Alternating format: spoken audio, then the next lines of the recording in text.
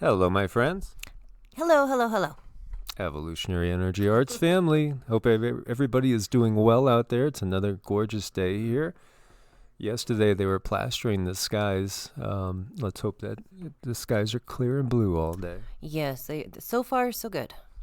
Speaking of the skies, so this is WSO, and those of you that have been with me for years have seen me and Steve do interviews in the past. Steve's a friend. He's a good guy. He's done a lot of great work. And he has a great family as well, the WSO family there, and some of us are in both families. So this is recent. This he just did, and this was sent in by a viewer of his, and very cool because you see this object or this light apparently go into the sun. It's really cool. It comes out of nowhere. And it just basically merges, goes into the sun. As you can see it here. There we can see it.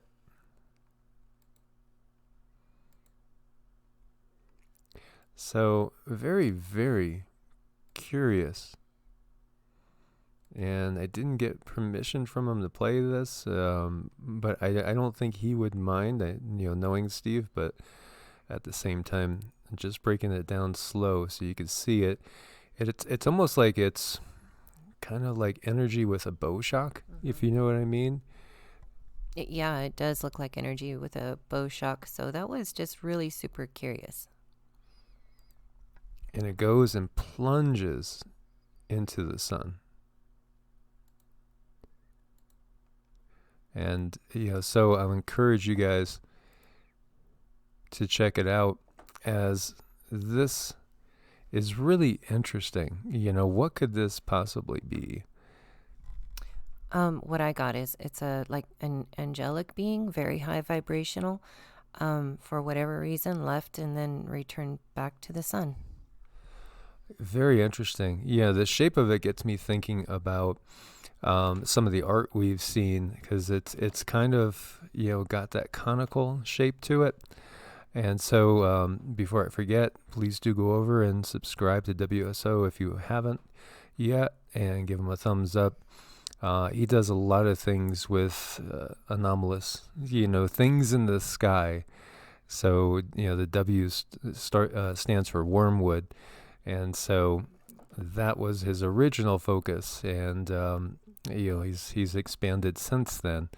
But this was just a very interesting thing to see, this light come and shoot into the sun. Now, people have talked about the sun being a Stargate. Mm-hmm. Yeah, and I feel it's that too.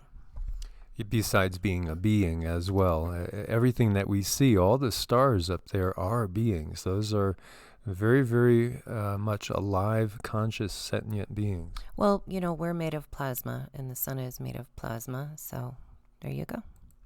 So it reminded me of this, the shape of it. And of course, we've seen these artworks all throughout the years. Now, these are medieval, and these are classics, in case you guys haven't seen them before. Very curious that there's so many of these that were created in medieval times, especially showing, the Passion of Christ or the Annunciation. And what do you got up in the sky? You got these beings, these people, and what appears to be ships. And it looks exactly like that. And I do believe these beings are very high vibrational too. So, they could be ships, or maybe they're also Merkabas. Yeah, Merkaba. Yeah, that's more your feeling. Yeah. So very, very interesting to look at, and it really gets me wondering now, in case you guys haven't seen these before, a lot of these are from, say, the time period of like around 1100, 1200, 1300 AD, and they're just so curious. Like this one here, you could clearly see, a UFO type of object radiating. And then you have Virgin Mary over there. This is also the Virgin Mary. And here you see a UFO up in the sky, a beam of light shooting down. And that beam of light looks like a little dove, which we could equate to the Holy Spirit. And where is it going? It's going straight into her crown chakra. Could this be a download? Yeah, this is what we would call a download of the Holy Spirit. Beautiful. Yeah, maybe a download of the Shekinah. Very, very interesting to see all these. And, they're all over the world. We find them on Egyptian hieroglyphics, things that most definitely look like vehicles that would fly in the air. I mean, this looks like an Apache or some sort of Comanche helicopter. Not an expert on helicopters, but most definitely those things look like things that are flying. And this one is from China. Clearly, UFOs up in the air. This is another one that's medieval and showing it basically sending light down. What's that light doing? I don't know. Is it illuminating minds? I feel like it's benevolent. I really do.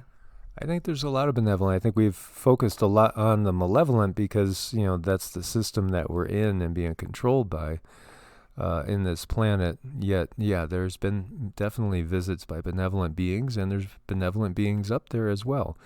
And, when we head over to the American Southwest and Hopi Land, we see the same interesting figures, that really do look like they are either humanoid or in some sort of spacesuits, some depictions of the ant people. And then we have this one from Mesoamerica, where it really looks like he is, operating a flying vehicle, if you can see the whole thing. But clearly he's playing with knobs and stuff on the inside.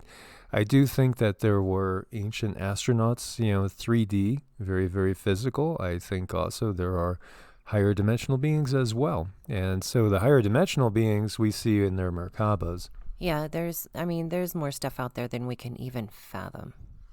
And this is Mayan as well. That very, very much looks like a classical UFO. It does. Flying saucer, and that's a Mayan artifact. And we've talked about the Vimanas, of which there is just clear reference because it just talks about them. And so in the Ramayana, Rama, who is the hero, he's there with Hanuman, and they look up in the sky and they see the bad guy in his flying ship. He's a Asura, he's a quote-unquote demon, carrying away Sita, which is Rama's love and wife. And they look up in the sky and they see him flying over in his flying ship, heading to Sri Lanka. It just says it that clearly. Yeah, things that have been kept from us for so long, they're just right here, plain sight. Yeah, in plain sight. And now we're starting to see things on a daily basis all around the globe as people look up and they don't know what these things are. They must be the heavenly host. In medieval times and ancient times, if you were living in a polytheistic society, you might say it's the gods. And I feel these days we are going to see stuff like this in our lifetime. I agree. Well, we are definitely seeing them. And then if you're in a monotheistic, say if you're a Christian living in 900 AD, you look up and you see things and you say, it must be the heavenly host, it must be angels, or it's got to be demons, because you don't have any words for it. You don't have any other words that you can use to relate to it. In that time period, they were probably not saying, well, that looks like a Pleiadian ship. No, that's a Draco ship. No, that's Zeta Reticulan. They would just simply say that's got to be the heavenly host, or it's got to be Satan and his demons, one or the other, depending on the vibe that they got off of it and what they felt inside. So when we're seeing things like this, and again, I'll give you guys the link so you could just watch this, because it is more impressive when you watch it. It really has that shape of like the first one that we were looking at.